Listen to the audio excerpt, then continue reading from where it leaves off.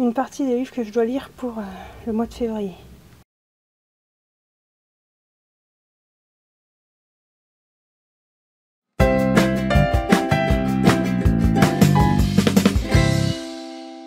Bonjour les gens, voici un nouveau vlog. Donc j'ai décidé de faire des vlogs pour le challenge février Tapal. C'est-à-dire que toutes les semaines je vais vous poster un vlog jusqu'à la fin du mois de février pour voir ce que je lis, vous en parler et voir si je tiens le rythme, etc.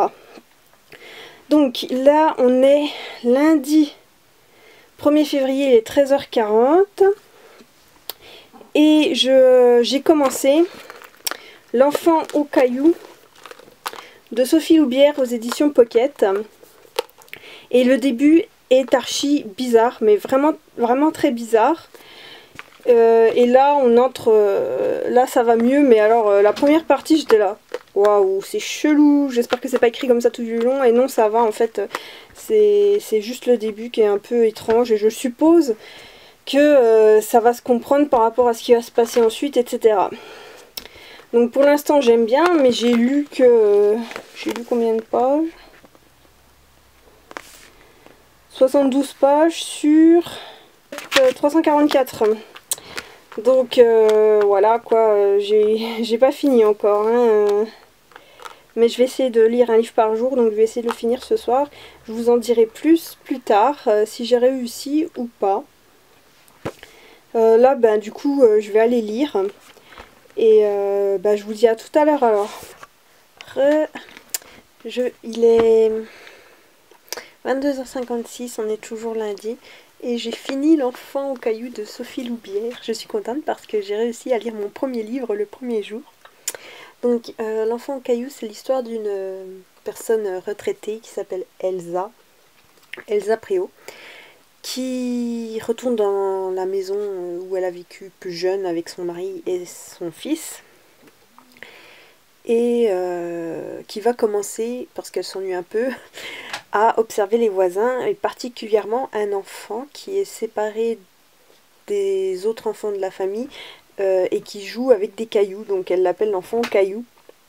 Et petit à petit elle se rend compte qu'il y a quelque chose qui cloche avec cet enfant et tout. Et du coup, elle va essayer de l'aider. Sauf que Elsa, elle a des problèmes psychiatriques. Elle imagine des choses, etc. Donc on ne sait pas si ce garçon existe ou s'il fait partie de son imagination, de son imaginaire.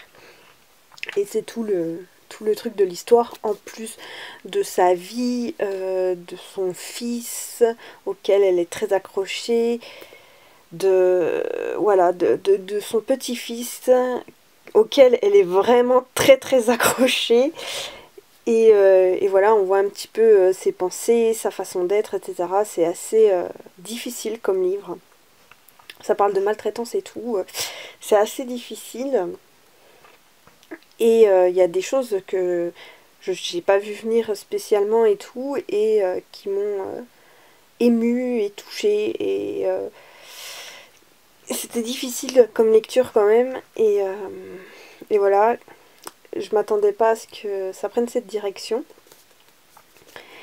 Et par contre, je me suis pas du tout attachée à Elsa, c'est pas un personnage que j'ai apprécié, au-delà du fait qu'elle a des problèmes mentaux, j'ai pas aimé sa façon d'être et tout. Il y a beaucoup de choses qui m'ont dérangée et déplu chez elle. Mais je voulais savoir si L'enfant au caillou était vrai ou un de ses délires. Et voilà. Donc bien sûr, on sait la réponse à la fin. Je ne vous dis rien, vous verrez bien en lisant. Mais c'est pas mal. C'était une bonne lecture. Et il y a juste un truc à la fin que j'ai pas compris. Pourquoi on nous racontait ça. Mais sinon tout le reste c'était vraiment bien. Et voilà. C'est tout ce que j'ai à dire, je pense. Franchement, une bonne lecture, je regrette pas de l'avoir faite. Et il va falloir que je choisisse mon futur livre. D'abord, je vais faire la chronique. Et donc, je vais vous laisser. Je vous dirai demain ce que j'ai choisi, si je choisis ce soir ou si je choisis demain. Et sur ce, ben, à toutes. Les gens, on est mardi 2 février, il est 14h48 et je viens vous parler un peu de ma lecture du jour. Donc j'ai choisi de lire Mais qu'est-ce que tu fais là tout seul de Pierre Slawski. Pour l'instant j'ai lu 62 pages et j'aime pas du tout. Donc je sais pas quoi faire, je pense l'abandonner. J'aime pas comment c'est écrit, j'aime pas le personnage principal. Alors je me doute que c'est pour le faire évoluer et tout machin, mais en fait je l'aime vraiment pas. Franchement, il s'est mis la situation dans laquelle il est, c'est de sa faute à lui en fait s'il est s'il est dans cette situation. C'est pas un personnage gentil ou quoi, c'est vraiment une tête de con en fait pour dire les mots. Et donc apparemment il va découvrir un enfant, je sais pas quoi, j'en suis toujours pas là, mais l'écriture est trop bizarre, c'est écrit au passé composé, j'ai hyper du mal à lire, et j'ai envie d'arrêter, mais j'hésite, et si je passais à côté d'une pépite, je sais pas quoi faire. Il y a d'autres livres qui m'attendent et tout, et je suis là, qu'est-ce que je fais? Qu'est-ce que je fais? Qu'est-ce que je fais? Donc voilà, je sais pas. Je vais voir. Sinon, je vais prendre un autre livre et tout. Franchement, je sais pas parce que ça m'embête. Si je passais à côté d'une pépite et en plus il est dédicacé, j'aime pas abandonner mes livres, mais ça faisait 100 ans qu'il était dans ma palle. Peut-être que si je l'avais lu il y a... Quand je l'ai eu en 2012, je crois. C'était en 2012. Il n'y a pas mis la date. Bon, c'était il y a longtemps. Hein. Bon, on va dire il y a 10 ans. Quand je l'ai eu il y a 10 ans, j'aurais dû le lire tout de suite. Parce que là, c'est plus du tout pour moi. Et c'est compliqué à lire. Voilà. C'est tant pis pour moi. Donc je vais voir si je l'abandonne ou si je le continue. Puis je vous dirai ça. Je vous prends vite fait pour vous dire que on est le soir. Il est plus de 17 h. Et je vous reprends vite fait pour vous dire que j'ai décidé d'abandonner ce livre à la page 62, je sais plus, 62 je crois. Celle où je vous avais dit que j'arrêtais. Bon là j'ai décidé vraiment de l'abandonner, tant pis, je vais le mettre dans ma bibliothèque parce que comme il est dédicacé et tout, je me dis peut-être un jour j'aurai envie d'y revenir, tout ça. Donc voilà. Mais là maintenant non. Et donc je me suis dit tiens je vais recommencer un autre, donc j'ai choisi La face cachée des dômes de Anne Fenier, et là j'ai dû lire 20 pages et j'ai abandonné. J'ai trouvé que les dialogues sonnaient pas du tout naturellement, et pareil l'histoire m'intéressait absolument pas, donc voilà, adieu. Bon, on va dire qu'aujourd'hui fut un échec, enfin normalement je devais lire un livre par jour, et là j'en ai lu... donc 2 mais pas en entier, donc ça fait 2 livres en moins dans ma palle quoi, donc dans un sens j'avance quand même, mais c'est vrai que bon j'aurais préféré les aimer parce que c'est un peu triste que je les ai pas aimés en fait. Donc voilà, je vais essayer de choisir parmi ce qui me reste là en espérant trouver un truc qui va me plaire, parce que bon je suis un peu déçue hein, pour le coup, voilà. Bon je vous laisse, je vous reprendrai je sais pas quand, parce que ce soir il y a ma nièce qui vient et je vais pas filmer avec elle dans le coin, donc je verrai, voilà. Bon allez, à toutes. Hey on est mardi 3 février, il est 15h25, j'espère dire bonjour. Et donc je vous ai pas repris hier, mais j'ai commencé un livre, donc c'est Zelda et les Évaporés de Florence Aubry. Donc c'est l'histoire de Zelda qui va commencer à enquêter sur les disparitions volontaires, surtout chez les jeunes, puisqu'elle a une vingtaine d'années, donc elle va chercher à propos d'un autre jeune. En fait, son objectif c'est d'en retrouver un à tout prix. Voilà. C'est vraiment pas mal, c'est bien écrit et tout. Par contre, Zelda, c'est une garce. Je ne la supporte pas, je la déteste. Elle est méchante, égoïste, égocentrique. Enfin, vraiment, elle mérite 2 baffes dans la tronche, quoi. Et vraiment, franchement, mais elle est vraiment irrattrapable, quoi. C'est vraiment une garce. Donc, voilà. J'ai même pas envie de la soutenir ou d'avoir d'empathie avec elle pour certains trucs et tout. J'en ai strictement rien à glander parce que, franchement, elle a un comportement tellement horrible que je comprends que les gens ils en aient marre d'elle, en fait. Voilà. Mais bon, je vais continuer parce que j'aime beaucoup pour l'instant. Donc on a 2 avis. On a celui de Zelda qui va faire ses recherches. Et on a aussi le point de vue d'un garçon qui s'appelle Tom et qui est un disparu volontaire et il explique comment c'est arrivé, etc. Et bon, vraiment c'est bien écrit, c'est très intéressant et tout. Et je pense que Zelda, j'espère, va évoluer et va changer grâce à ses recherches. J'espère vraiment parce qu'elle est tellement horrible. Donc voilà, et bah, je vais aller continuer ma lecture. Surtout que j'ai plus de batterie. Donc bah, je vous dis à tout à l'heure quand j'aurai quelque chose d'autre à vous dire. Hey, il est 22h18, mercredi 3 février. Et j'ai fini Zelda et les Avaporés de Florence Aubry. Donc, pour revenir sur l'histoire, c'est l'histoire de Zelda qui va à la fac mais qui s'ennuie et tout. Et en fait, un jour, elle va entendre parler d'un garçon qu'elle a connu qui a disparu. Et elle va s'interroger, elle va faire des recherches sur lui et tout. Et elle va commencer à chercher ces personnes qu'on appelle les disparus volontaires ou bien les évaporés. Elle va faire des recherches sur eux et particulièrement sur un afin de le retrouver. Donc elle a décidé de retrouver ce garçon qui s'appelle Clément, qui est un garçon handicapé physique, qui est en chaise roulante et qui a disparu du jour au lendemain. Donc elle décide de mener son enquête pour le retrouver. D'un autre côté, on a l'histoire d'un garçon qui s'appelle Tom, et lui c'est un disparu volontaire, c'est-à-dire qu'il va nous raconter son histoire de pourquoi il a disparu, qu'est-ce qui s'est passé dans sa tête, qu'est-ce qui s'est passé ce jour-là, pourquoi il revient pas chez lui, etc. Et on est dans la tête de Tom à ce moment-là, et j'ai énormément aimé Tom. C'était un personnage très très attachant, qui était dans la souffrance, qui savait pas comment gérer cette souffrance, cette colère qu'il avait aussi, et du coup qui se retrouve dans une histoire peut-être qu'il n'a pas voulu en fait, et j'avais vraiment envie de l'aider ce gamin. En revanche, Zelda, c'est tout le contraire, donc je vous en ai déjà parlé, mais en fait c'est une peste finie.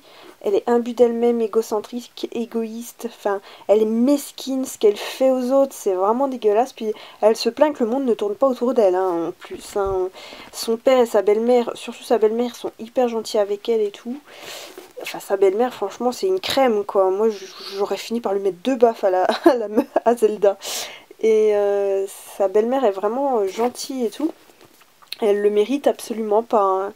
Alors oui, bon, elle a un passif, machin, mais en fait, même quand on voit son passé, j'avais pas d'empathie pour elle. J'étais genre, non mais, t'es trop mesquine et tout. Et j'espérais une évolution de sa part, et en fait, pas tellement. Ce qui m'a intéressé dans ce livre, c'est Tom, sa vie, etc. Et les recherches de Zelda aussi étaient très intéressantes. Je voulais savoir ce qui était devenu Clément et tout. Je voulais qu'elle le retrouve. Enfin voilà, donc tout ça c'était vraiment très intéressant et tout. En plus c'était très bien écrit, ça se lit tout seul, c'est vachement aéré en plus. Les livres de Rouergue j'aime beaucoup parce que c'est toujours très aéré, très agréable à lire. Et voilà, donc c'est un livre que j'ai bien aimé, mais la fin était un peu brutale et j'aurais aimé avoir plus de détails sur certaines choses. J'aurais aimé que certains trucs soient peut-être un peu plus travaillés, expliqués. Et que Zelda évolue plus en fait aussi. Voilà, donc j'ai lu mon livre du jour. Hier, vu que j'en ai éliminé 2, on va dire que ça compte aussi que... Voilà. Bon, bah il faut que je choisisse ma prochaine lecture. Je vais peut-être lire un petit peu ce soir avant de me coucher. puis bah, je vous dis à toutes pour vous parler un peu de ma prochaine lecture. Les gens, il y a un petit Jasper là-bas qui couine. Donc je reviens vers vous parce que j'ai commencé La fiancée du tsar de Marie Laurent aux éditions Sharon Kena. Et j'aime pas du tout. J'apprécie pas l'héroïne. Alors bien sûr elle va évoluer et tout, mais je l'apprécie pas. Il y a des petites incohérences qui me font tiquer. L'histoire ne m'intéresse pas. Et pourtant il est court, hein. Et j'ai lu 63 pages et je n'en peux plus. Donc bah, je vais arrêter là. Voilà, c'est un troisième abandon. J'ai pas eu la main chanceuse. J'ai pas eu la main chanceuse quand j'ai fait ma palle. J'aimerais bien trouver un livre qui sera pas un abandon, qui sera pas trop long non plus. Peut-être E-Boy. Combien de pages j'y fais? Attention. Tac tac tac tac tac. Ta ta ta ta ta ta ta.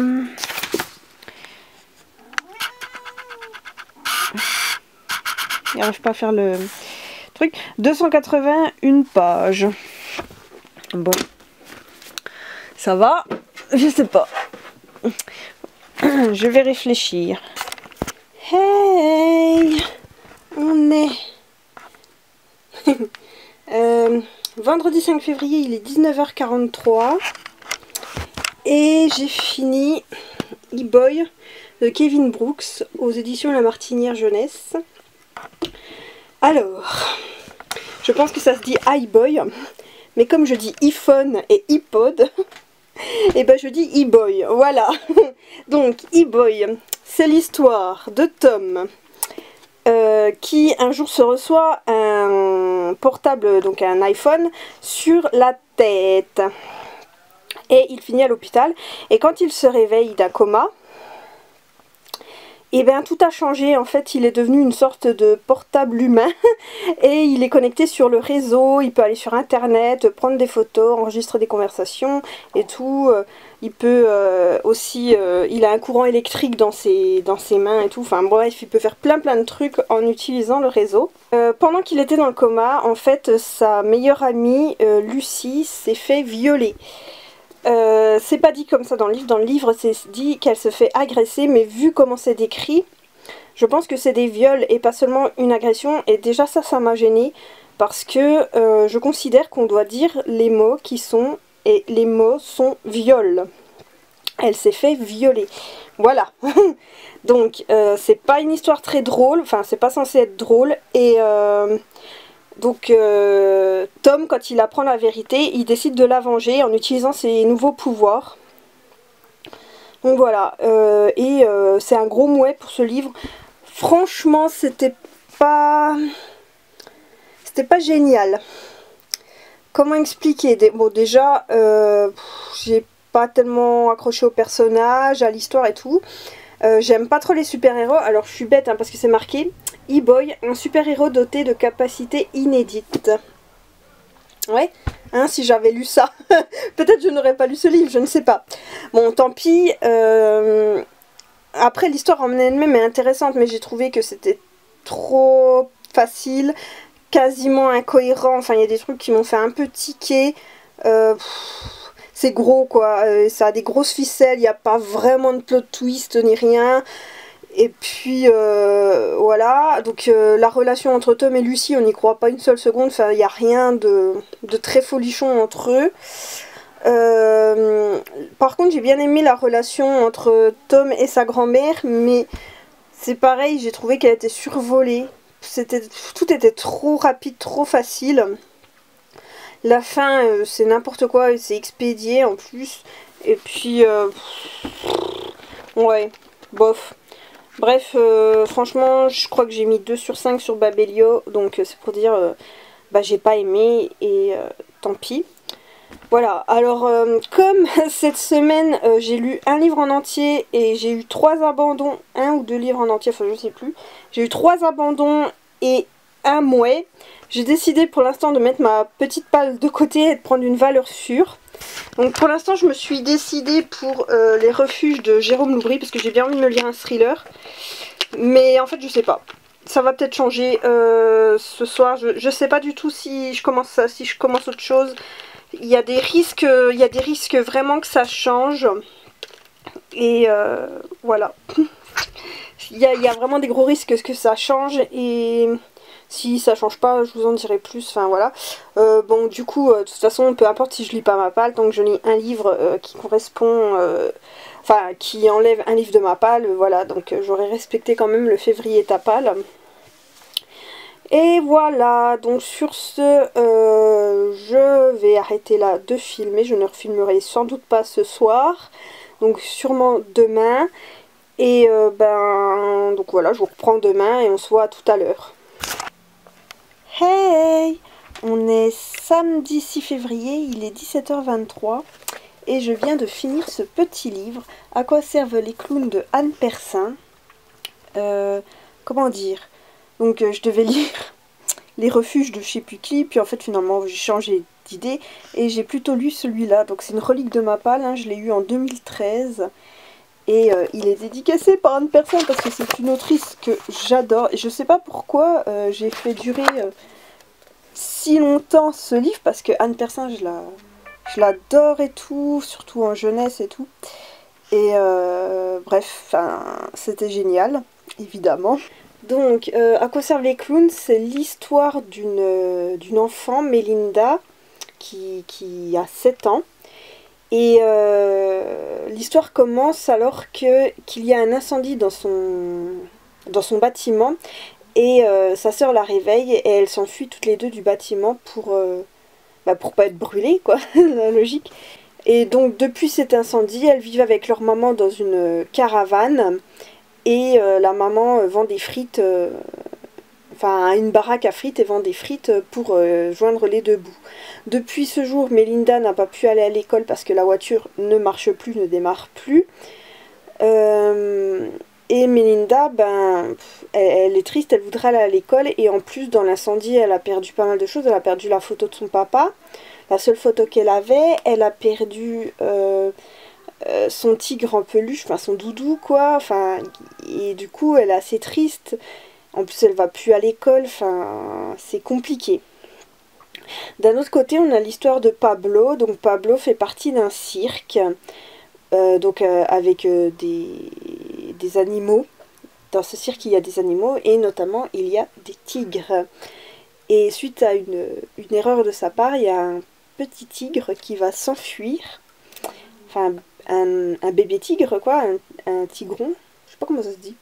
Et donc, voilà. Et ce tigre, et il va rencontrer Mélinda. Voilà, en gros c'est ça, mais c'est vachement plus profond qu'on ne le pense, ou que l'histoire peut le dire. C'est vraiment touchant, il y a des remises en question et des questionnements qui sont posés dans le livre, notamment sur le racisme. Il y a une évolution, que ce soit de la maman de Mélinda ou de Mélinda elle-même. On voit aussi la grande sœur donc de Mélinda, Cindy. J'ai trouvé que les relations étaient vachement bien décrites et c'était très beau. Il y avait vraiment une belle relation entre les deux sœurs et tout. Mais en même temps, ça faisait très vrai, ça sonnait très vrai. On voyait bien l'ado de 16 ans, des fois que ça enquiquine de faire des trucs et tout, mais qui s'occupe quand même de sa petite sœur. Et la gamine de 7 ans, qui imagine des choses, elle a un langage particulier, etc. Et franchement, c'était trop bien, j'ai adoré, j'ai été super émue. C'était touchant et tout. Ça a beau être pour les enfants, je sais pas à partir de quel âge, mais bon, c'est pour les enfants. Ça n'empêche que ça peut toucher aussi les adultes et tout, et ça fait réfléchir, enfin voilà. Donc c'était une lecture très doudou, que j'ai beaucoup aimé. Je me demande pourquoi j'ai autant tardé à le lire, et je suis très satisfaite de ma lecture. Voilà, donc là, je vais devoir choisir une nouvelle lecture. Je pense que je vais en prendre un dans ma palle que j'ai choisi de février Tapal. Je pense que je vais prendre le thriller. Je vais voir. Parce que j'ai bien envie de le lire et tout. Donc Raison obscure. Si je prends pas ça, de toute façon vous le saurez, je viendrai vous le dire. Mais voilà. C'est tout ce que j'avais à vous dire. Donc à tout à l'heure. On est toujours le même jour et il est 22h07. Donc je reviens vers vous. J'ai commencé Raisons obscures de Amélie Antoine. Je suis rentrée dans ce livre sans savoir du tout de quoi ça parlait, à part de deux familles ordinaires. En apparence tout va bien jusqu'à ce que tout déraille, c'est la seule chose que je sais. Et pour l'instant on est vraiment dans la vie de famille. Donc on a deux familles, il y a la famille Kessler. Donc la famille Kessler, c'est l'histoire de Yanis et de sa femme qui s'appelle... Elle s'appelle comment ça? Comment s'appelle sa femme? Laetitia. Donc on a d'un côté Yanis Kessler et Laetitia Kessler, et en fait leur couple est en train d'exploser à cause de Laetitia en partie. Et d'un côté, donc on a leur histoire qui comment ça explose, pourquoi, etc. Et aussi la vie de leurs 3 enfants, qui sont pas du tout attachants.